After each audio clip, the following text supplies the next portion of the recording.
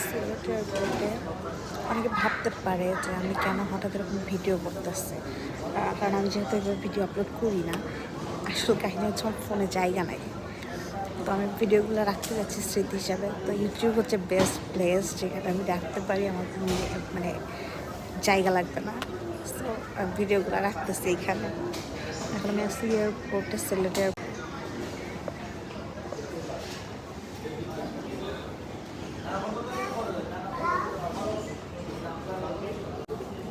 আমার ফ্লাইট হচ্ছে 2:40 air extra ticket. আচ্ছা, দিস ইজ মাই টিকিট। তবে এটা কিন্তু একটা ভালো বুদ্ধি।